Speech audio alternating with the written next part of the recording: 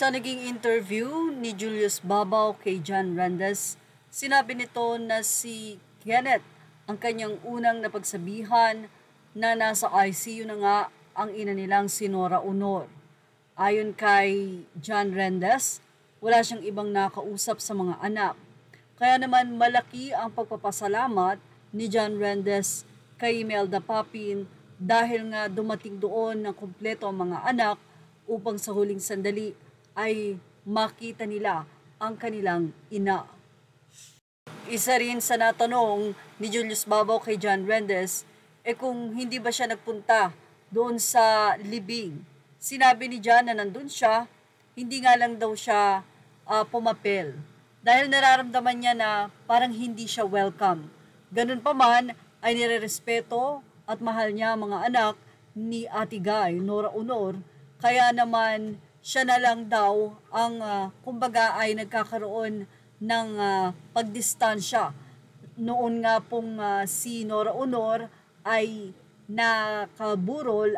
Ayon nga kay John, nararamdaman niya na he's not welcome. Ganun pa man, nirerespeto niya raw ito. Samantala, ibinahagi din nila kung tinanong ni Julius Babaw kung saan sila nagkakilala. Ayon kay John Randez, may isang producer na pinakilala siya, that time siya ay DJ, hanggang sa nagkapalagayan sila ng loob at dumating na nga yung point na doon na siya tumira, magkasama sila sa US, sa Japan, at inamin din ni John Randez na hindi gumagamit si superstar Nora Aunor. Yan yung time na kasama na siya, and the rest na hindi niya pakasama ang superstar, naging tapat naman sa pagsasabi si John Randez ay hindi niya na alam ang about doon.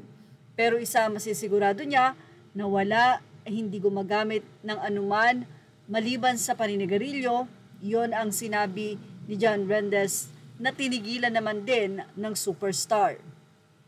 Umiyak si John Randez dahil na rin sa sobrang pagmamahal nito at pati ang ina niya, ayon sa ina ni John Randez ay naapektuhan siya, so ting makikita niya na ang kanyang anak ay umiiyak gabi-gabi dahil nga naaalala ang nasabi nga pong yumaong superstar. Isa sa pinagsisisihan ni John Randez ay bakit daw nag-decide na magpa-angioplasty ito na ayon nga sa kanya malakas, although minsan hindi nga daw ito nahihirapan huminga, pero kayang-kaya o tolerable naman daw. Kaya nga lang dahil sa napakaraming plano na gustong mag-produce ng movie, maraming movie na gagawin, mas dapat mas healthy siya at mas okay, kaya nagdesisyon na magpa-opera. Ayon kay John Randez, iyon sa isa sa pinagsisihan niya na sana daw ay hindi nagpa-angio dahil nga nung nagpa-opera ito ay ganun nga yung nangyari. Marami ang humangang mga fans ni superstar Nora Aunor at ang ilang mga netizens sa naging interview na ito ni Julius Babaw. Anila, thanks Sir Julius for interviewing Sir John Randez. Hinintay ko po talaga ito.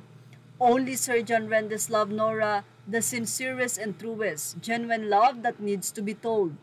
Thank you, John, for sticking with our superstar till the end. It doesn't matter anymore the reason why you stuck with her. It's done. It's over. She's gone. At least she was with someone she knew who cares about her. 33 years isn't a joke. Only that people will not feel anything for someone who was there every day in her life. I know that the superstar never doubt, even just for 4 minutes, that you never care, that you never love her, that you were really there for even if it was difficult to be with her. She knew that why she chose you to be around in her life. Be strong. Alam kong mahirap ang mawala ng mahal sa buhay. Kung akong kailanman ay hindi nakasama ni Ate Guy, araw-araw akong umiyak dahil naaalala ko siya at para akong laging sinasaksak sa puso ng paulit-ulit. Ngayon mahigpit 1 buwan na, hirap pa rin akong tanggapin. Lagi kong iniisip na sana ito hindi totoo. Ayon dito, kung ako ng fans na hindi ko siya nakasama, nasasaktan, ikaw pa kaya na 33 years siyang kasama. Well, marami ang nagmahal kay John Randez sa kanyang sa nakita nilang sincerity o yung napaka-genuine na love na meron ito sa superstar na si Nora Aunor. Well, yan ang ating showbiz love update. images are all credit to the rightful owners. Thank you for watching Showbiz Now.